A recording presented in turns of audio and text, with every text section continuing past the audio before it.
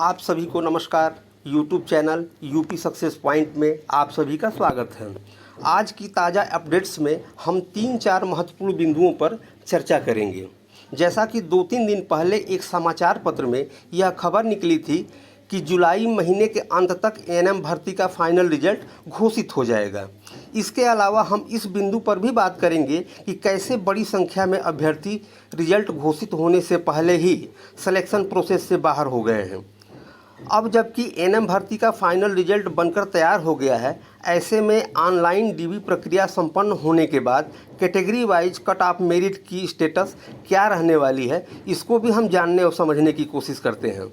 और अंत में हम फाइनल कट ऑफ मेरिट आखिर इतनी कम कैसे रहने वाली है या जाने वाली है, इस पर भी हम चर्चा करेंगे। तो चलिए एक एक करके इन सभी बिंदुओं को हम समझने और जानने की कोशिश करते हैं। तो सबसे पहले यदि आपने चैनल को लाइक, शेयर और सब्सक्राइब नहीं किया है तो प्लीज़ इसे लाइक, शेयर और सब्सक्राइब ज़रूर कर दीजिए ताकि कोई भी लेटेस्ट अपडेट आप तक सबसे पहले पहुंच सके। तो जैसा कि विश्वस्त सूत्रों से ये लगातार जानकारी मिल रही है कि एएनएम भर्ती का फाइनल रिजल्ट बिल्कुल बनकर कंप्लीट है और बस इसे घोषित किया जाना ही शेष रह गया है और इस सप्ताह के अंत तक यानी शनिवार तक निश्चित रूप से आपका फाइनल रिजल्ट घोषित हो जाएगा। इसमें कोई शंका या संदेह की स्थिति अब नहीं है। फाइनल रिजल्ट 99.99% इसी सप्ताह के शनिवार तक घोषित होने की स्पष्ट सूचना आयोग के सूत्रों से मिल रही है। ये भी अहम जानकारी मिल रही है कि आपका फाइनल रिजल्ट करीब 8900 सीटों पर आने वाली है और कुछ सीटें कैटेगरी वाइज अपेक्षित कैंडिडेटों की संख्या उपलब्ध न होने के कारण रिक्त रह जा रही हैं।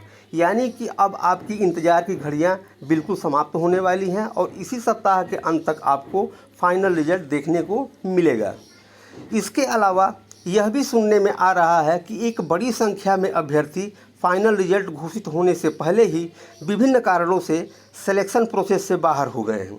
ऐसे कैंडिडेटों की संख्या करीब 6000 प्लस है जो अलग अलग कारणों से बाहर हुए हैं।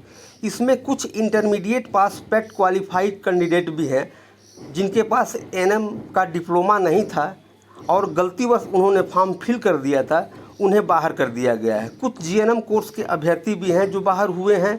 कुछ यूपी स्टेट मेडिकल फैकल्टी में जिनका 5/1/2022 के बाद रजिस्ट्रेशन हुआ है, वे लोग भी बाहर किए गए हैं।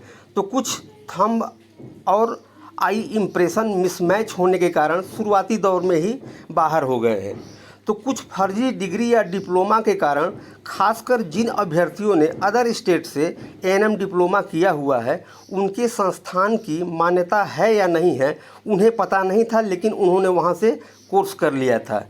इस आधार पर भी अवैध संस्थानों से लिए गए एएनएम डिप्लोमाधारी सिलेक्शन प्रक्रिया से बाहर कर दिए गए हैं।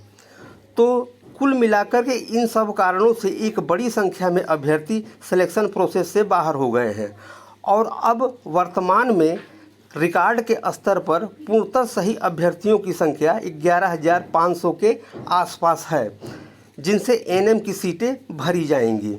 अब चूंकि ऑफलाइन और ऑनलाइन दोनों ही मोड में डॉक्यूमेंट्स वेरिफिकेशन की प्रक्रिया कंप्लीट हो चुकी है, तो ऐसे में सभी के मन में स्वाभाविक रूप से ये विचार जरूर आ रहा होगा कि वर्तमान सिनेरियो में final cut off merit status category wise कितनी जाने वाली है या जा सकती है। तो करीब 1 महीना पहले के वीडियो में मैंने जो कट ऑफ मेरिट बताया था वह 16-17 हज़ार कैंडिडेट की संख्या के आधार पर बनाया गया था और अब चूँकि 11,500 के आसपास अभ्यर्थियों की संख्या ही बची हुई है, तो ऐसे में मेरिट उम्मीद से भी कम जाने की स्थिति बन रही है और हर सवा कैंडिडेट में एक कैंडिडेट का सिलेक्शन होना निश्चित है। तो कट ऑफ मेरिट भी अप्रत्याशित रूप से कम जाने वाली है, इतनी कम कि आप कल्पना नहीं कर सकते और शायद यूपी SSS के इतिहास में इससे कम मेरिट न पहले कभी गई होगी और न आगे फिर कभी जाने वाली है, क्योंकि इस वैकेंसी में कंपटीशन कहीं है ही नहीं।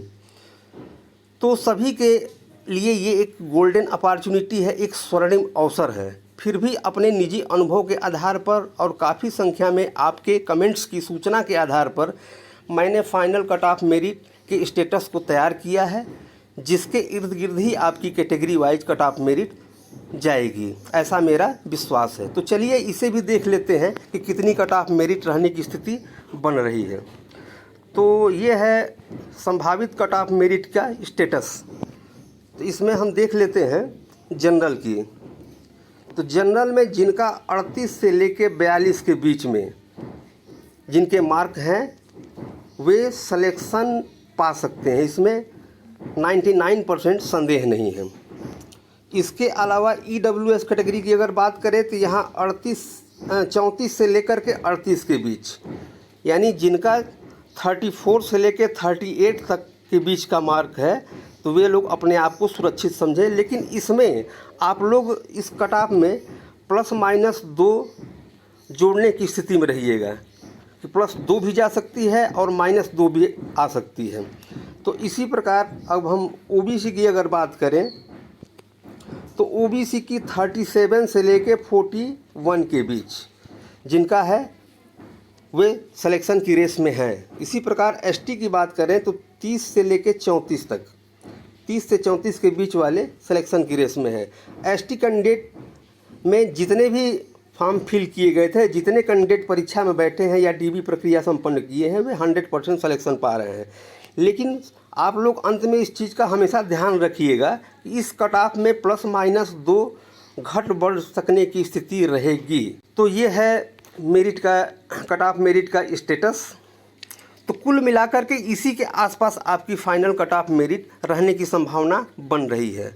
बाकी तो 3 से 4 दिनों में सारी स्थितियां अपने आप क्लियर हो जाएंगी जब आपका फाइनल रिजल्ट घोषित हो जाएगा।